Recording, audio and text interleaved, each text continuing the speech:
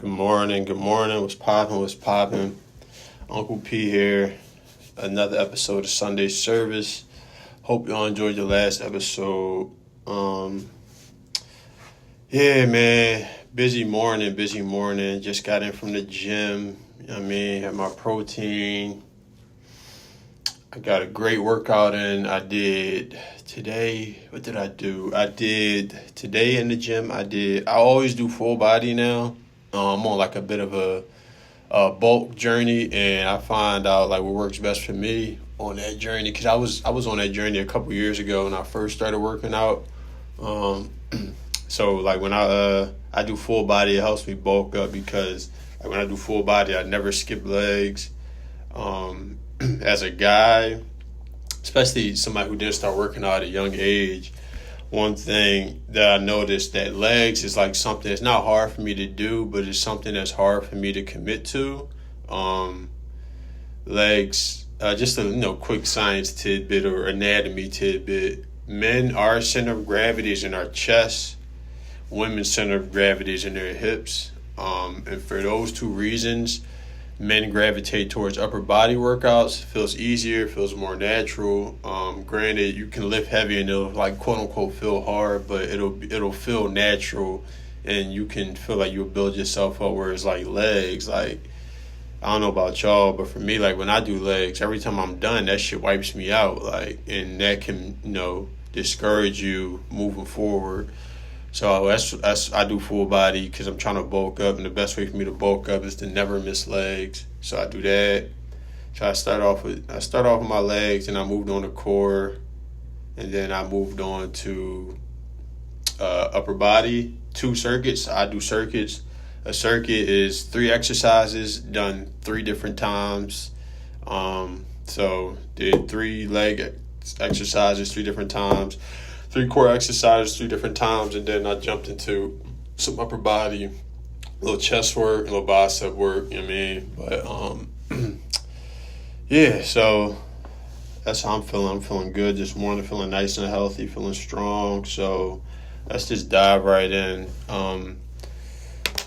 One thing I wanted to talk about today was one of the topics I wanted to talk about today was gangs versus fraternities. Give me 1 second. So I wanted to talk about it today because, as you may know, there was a kid. Hold on, let me look it up. There was a kid who was killed on accident by because hazing was committed. He was hazed, and this kid went to Southern University frat brother, and they actually just arrested one of the guys who was a part of it, Caleb McCray, 23-year-old. He looks like he looked old as shit. He just bonded out. Actually, I think he just bonded out on $10K. I think even his brothers came and picked him up. But the young man that died, Caleb Wilson, rest in peace to him. So Caleb Wilson died as a direct result of a hazing incident where he was punched in the chest multiple times while pleading to Omega Psi Phi fraternity. Pledging. Sorry. Baton Rouge Police Department Chief Thomas Morris Jr. says, so the brother was trying to pledge. And I don't know if y'all familiar, but when you're trying to pledge, it's like a hazing process where essentially, hold on, because I think it's done to show toughness, show commitment, and just show, just to show you have like some type of thick skin. Like I get that. Because you want the threshold or the entry level, you want it to be like, you basically want to weed out people because you don't want to have something.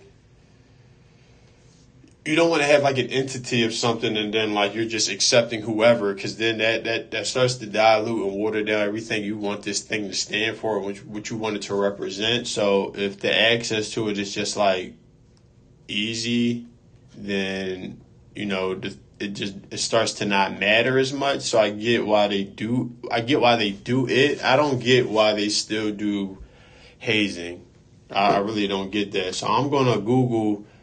I'm not even gonna Google. I'm gonna chat GPT. What is the point of hazing someone in a fraternity? So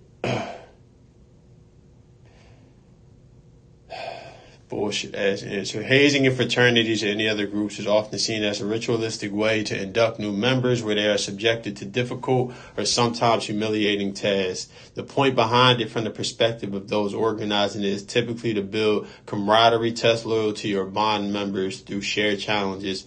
It's also sometimes seen as a way to prove that new members are committed to the group and can endure hardship to be a part of it.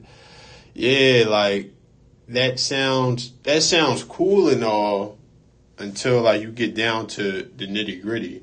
Why is niggas lining up to punch me in my chest? Why?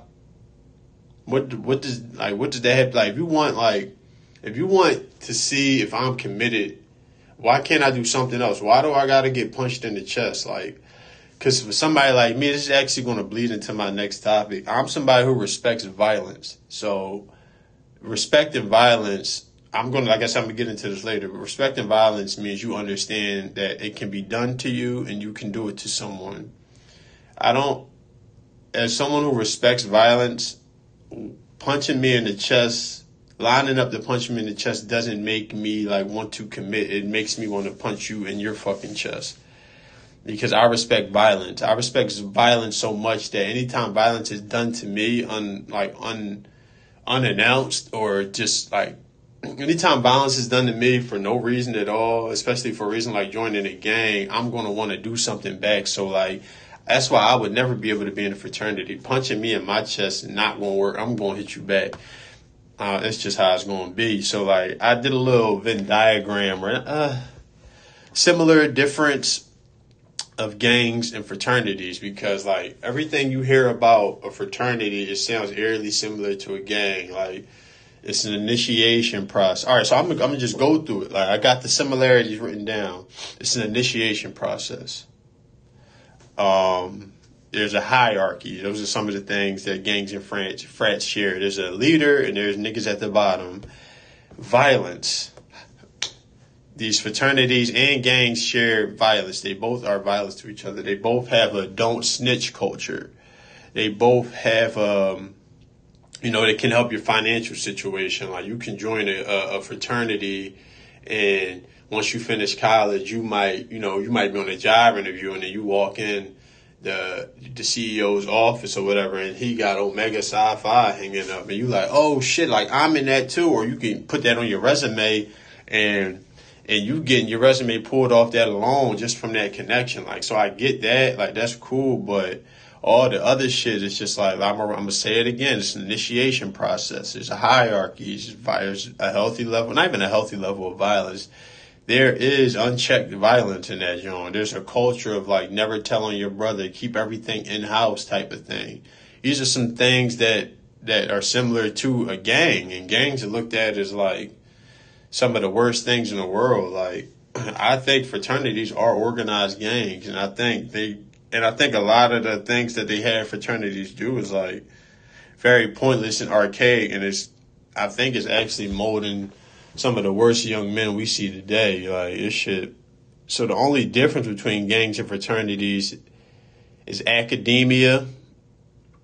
Another thing, yeah. So like in a fraternity, it's supposed to be surrounded by academia, college, and shit like that. Whereas a gang is centered around the streets. You know what I mean? Like, not opening a book, learning nothing. Another difference is you just can't join a gang if you come from the suburbs and, you grew up with an affluent lifestyle. And like, my nigga, if you grew up with a nanny, you're not going to get into a gang. Like, it's not going to, and if they do, they're just going to use you for something. Like, we saw that with like 6ix9ine. When you get into a gang and you don't come from the same walk of life as some of these guys, they look at you as like a mark if they let you around. So if you don't come from their walk of life and you not similar to them, if they let you in, it's not by mistake. You did not fool anyone. You didn't trick nobody. If they let you in the gang and you not from the streets and all like that, it's because they getting ready to milk you and shit like that. It reminds me of 6ix9ine. So that's one of the differences. It don't matter where you come from. You can join a fraternity. It does matter where you come from to be, an established gang member. And another difference is, gangs are adjacent to, jail and shit like that. Fraternities, not so much. So those are really the only difference. But gangs and fraternities share a lot of the same bullshit. It's a hierarchy, there's violence. The only thing is that fraternities, well, as of late, the PR is starting to get bad, but I feel like fraternities have always had good PR, and I never really understood the importance of it. Like, I used to date a girl, she was in a sorority, or she was trying to pledge or whatever, and we broke up while, in the course of her pledging. I think something happened. I think we broke up, I don't know. But at one point, when she was kind of closer to crossing over, she went through a hazing process, and I would never forget. She called me in the middle of the night. It was 2, 3 in the morning. She wanted to stop by and come see me, and I think we were broken up at the time, but we were still cordial. And I'm like, "You want to see me?" So in my head, I'm like, "She trying to fuck." I'm 22 at the time. At that time, I can get up. It takes nothing for me to get up and fuck. Now I gotta, I don't know if I'm going to be as eager to get up, especially for some yam I've been fucking with. So I get up, I'm thinking she trying to mess around. She get here and she with her sorority sisters, and she, we chilling in the living room just talking, and she just started telling me about, the sorority. And it's funny because this whole time she's telling me she got 10, 15 minutes to chill with me. Maybe 20, and I'm like, what? I'm like, what's going on? What? She we just got done doing something for the sorority, blah blah blah. Her and a couple of her friends was outside. She said, I just wanted to stop by because I was in the area, and I guess the sorority was taking her away from her real life so much that the minute she got near me or close to me, and I answered, she was like, I want to see him. I got to see him type thing. And I remember she came in. And I thought we was about to fuck because she started pulling her pants down. And I'm like, oh, all right, bet. But she pulled her pants down to show me her ass because it was swollen. It had whelps on it. And it was because they had just got done paddling her. And that day, I'm like, oh. Ever since that day, I'm like, none of this makes sense. Why are y'all paddling my baby? What in the fucking world? That shit, it fucked me up. And this was a girl. This is a sorority. God knows what's going on at them fraternities. Niggas is disgusting.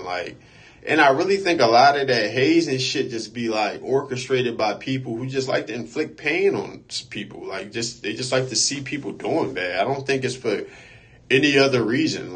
Cause there are other ways to build camaraderie. There's other ways to show or prove commitment. Punching somebody in the chest hard as shit, a 20-year-old, what does that, it proves nothing. You was better off making niggas go walk to get cheesecake in 20-degree weather. That's why, I really don't like fraternities at all, and they're no different than a gang. They just have better PR.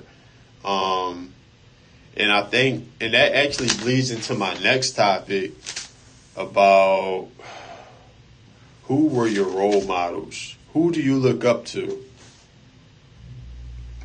I say that because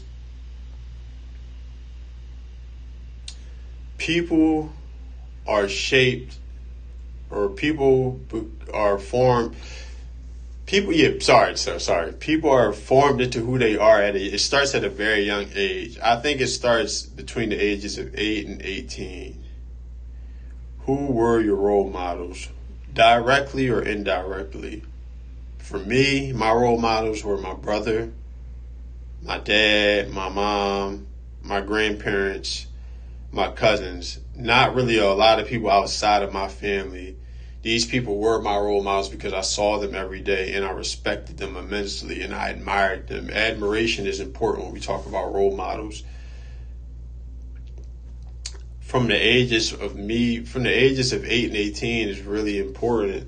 If you're around somebody who's like always struggling, always begging, always like going through something, chances are you're going to grow up, and the way you see the world, you're going to be okay with begging. You're going to be okay with, asking for help all the time. You're going to be okay with certain things because you saw it at such a young age. And it's important to see certain things at such a young age because your lens is, as a kid, you may think your lens is wide, but your lens is so narrow as a kid, like, and you don't realize it until you grow up. Like, for me, I always been, so I'll give y'all an example. Like, when I date, I don't date to, like, just have sex. Like, if I just want to have sex with somebody, I'm going to just tell them that.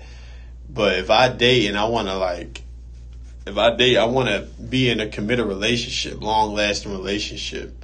And I was able to internalize that recently because, talking to somebody, they ask you, or they trying to figure out why you're the way you are. And I reflect a lot.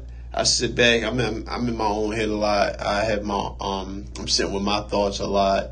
And as I reflect, I realize that I'm so drawn towards love and being with somebody and having a partner and companionship because that's what I've seen growing up. And that's how, that's just what I've always seen growing up.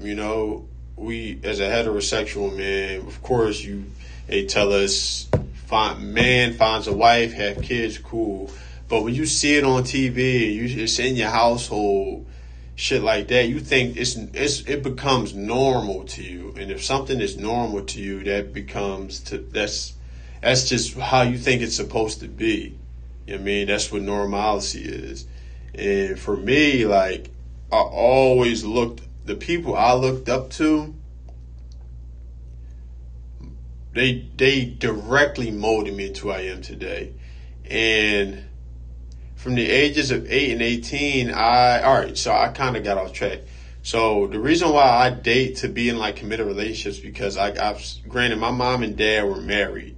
They got divorced when I was like still really young. I was definitely probably I don't know, younger than 8, maybe 8 years old. But even when they got divorced, they still co-parented. But I always saw my grandparents. My grandparents always lived together under the same roof. When my parents got divorced, we went to go live with my grandparents.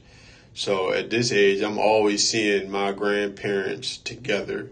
I'm seeing my grandpa take care of shit financially, and I'm seeing my grandma take care of the home as a matriarch. And I see them both taking care of the entire family together.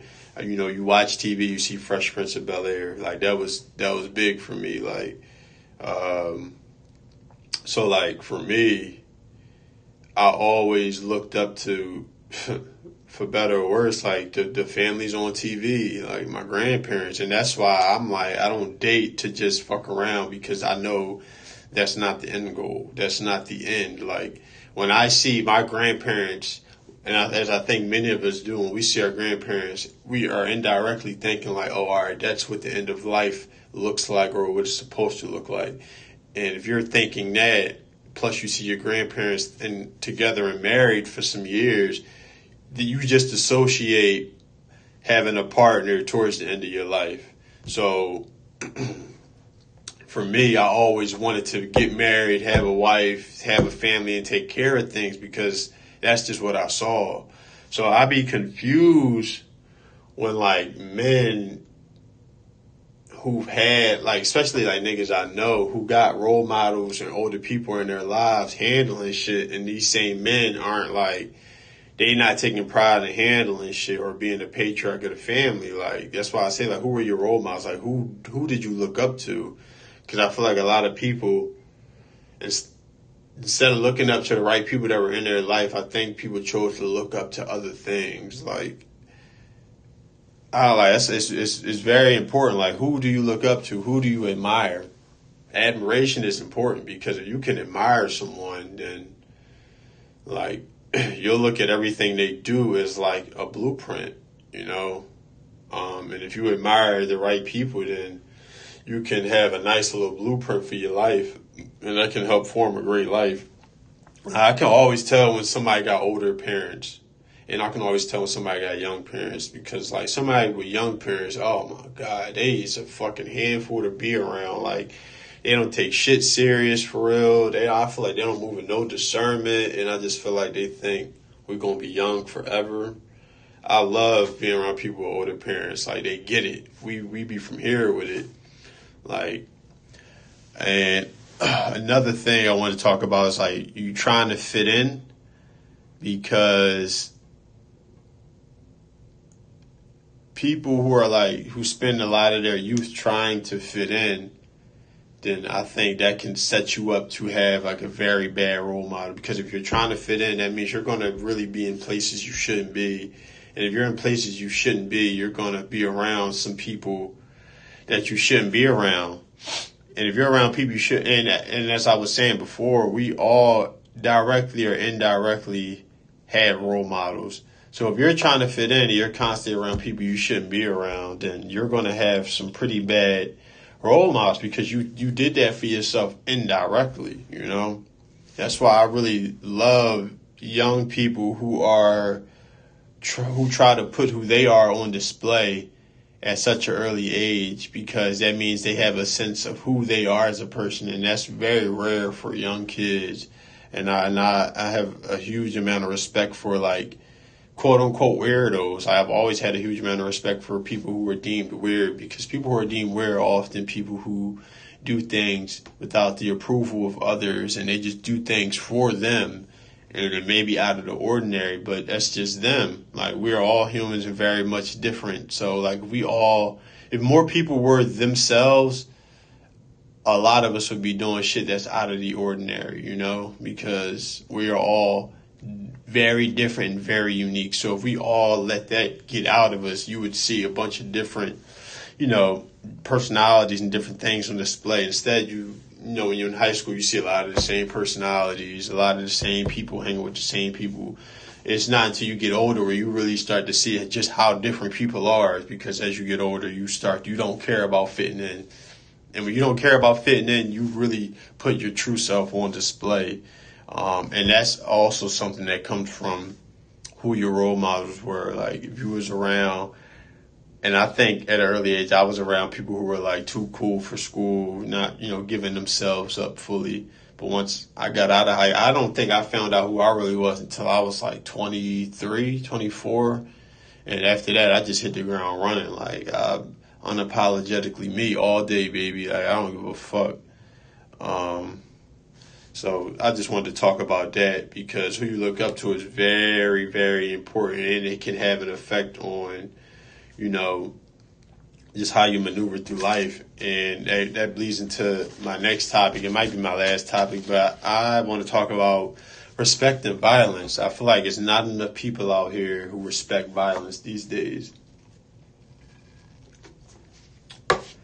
And what it means to respect violence is to understand that, yes, you can inflict pain, you can whoop somebody's ass, but it also means that you know it can be done to you.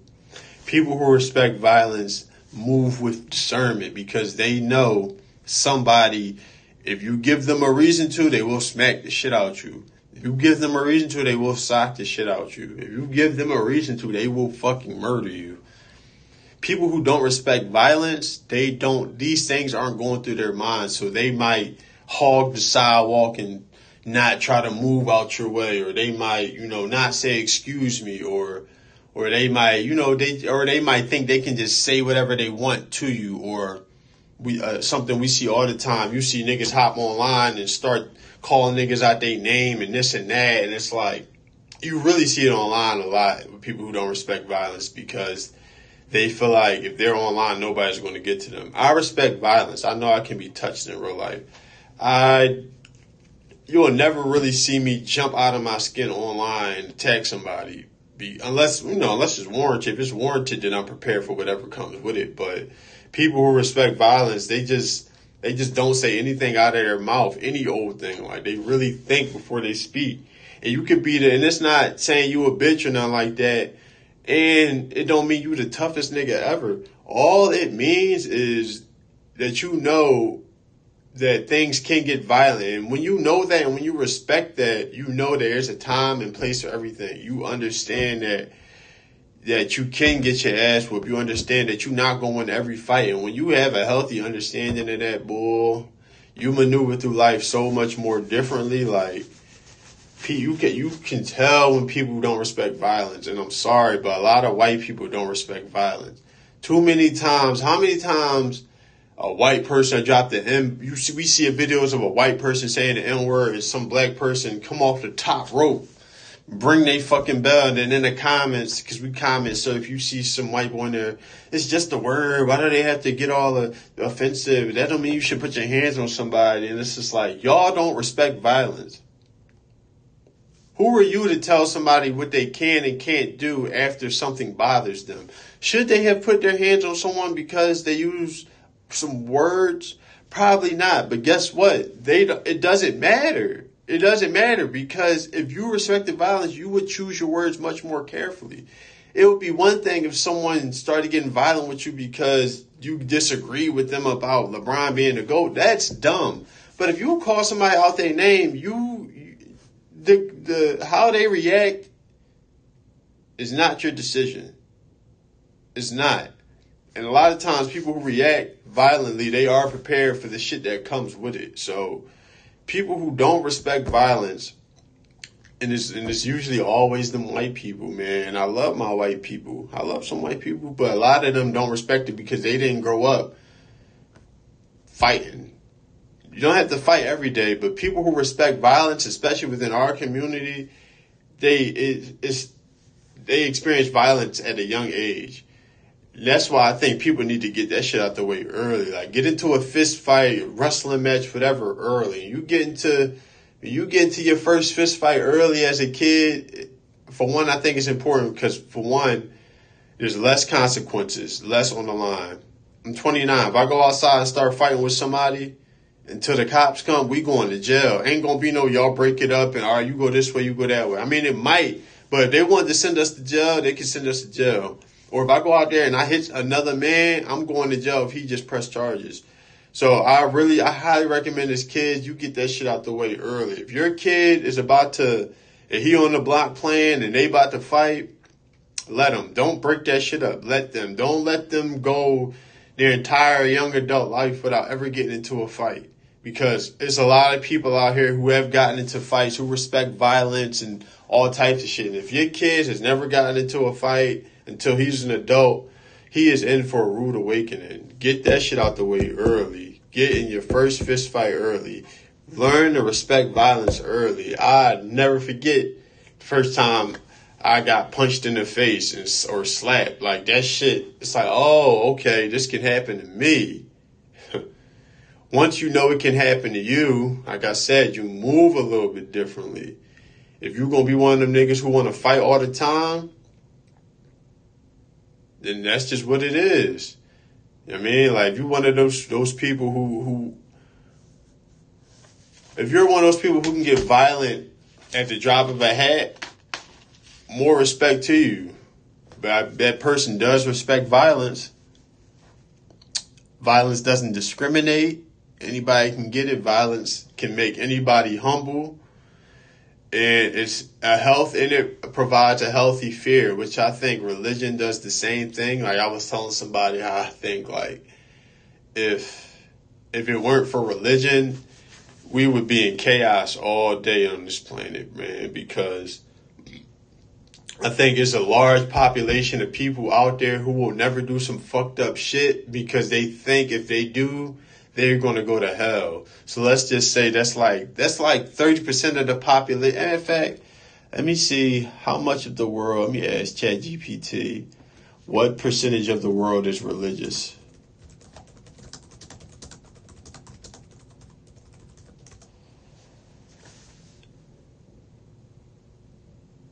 So there are about so you got 31% of the world is Christian, around 24% Islam, around 15% Hinduism, 6% Buddhism, 8% other religions. So there is a remaining 16% of people who aren't religious at all, or atheist, agnostic, or whatever. People who don't really have a particular faith. Now, I think this is just my theory. I think if 40% of the world weren't religious, there would be a lot. It would be a lot more chaos. I really think religion is keeping a lot of people from destroying the world because it's a healthy fear of the afterlife, And I think that's why I said people who respect violence, they have a healthy fear of it, as religion does the same thing, because if you're scared or about the afterlife, you're going to live your life in a very particular way. If everybody on the world knew that there was no heaven, or what if everyone knew that it didn't matter what you did, everyone gets into heaven? Motherfuckers would be living out here, niggas would be out here killing each other, going crazy, because they know there is not a lot of consequences. And the ultimate consequence is jail, but a lot of people will off themselves. Like if niggas knew for a stone cold fact that there was no afterlife with Jesus and God and all that, and you just came back another person, this world would be lawless.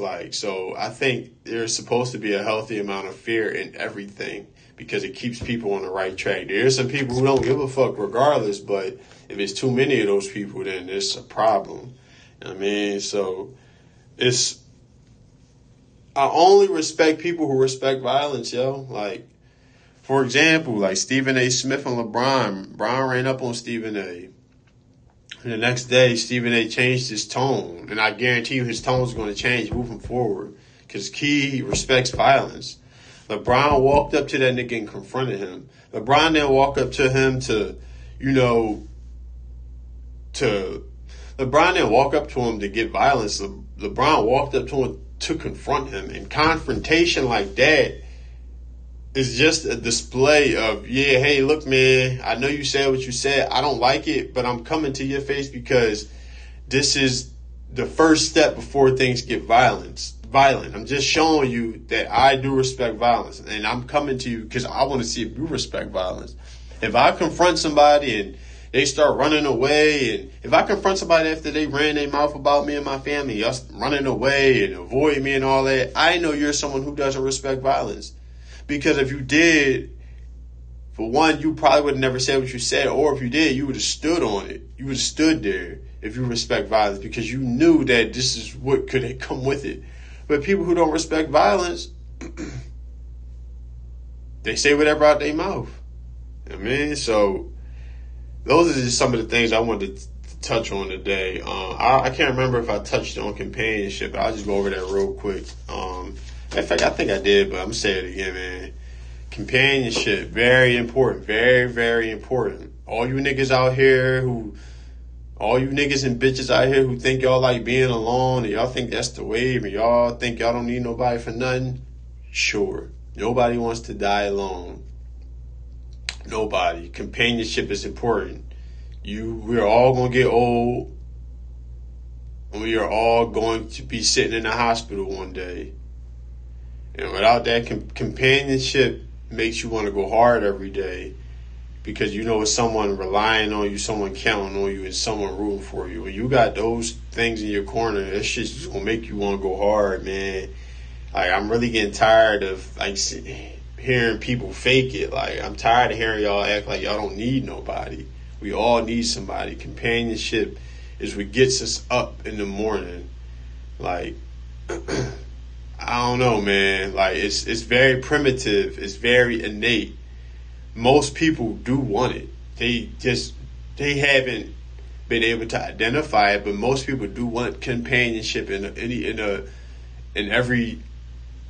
different shapes and forms. Whether that be, romantically, or whether that be platonically. We all want companionship, yo. We all want somebody that we can confide in. Companionship breeds so much shit.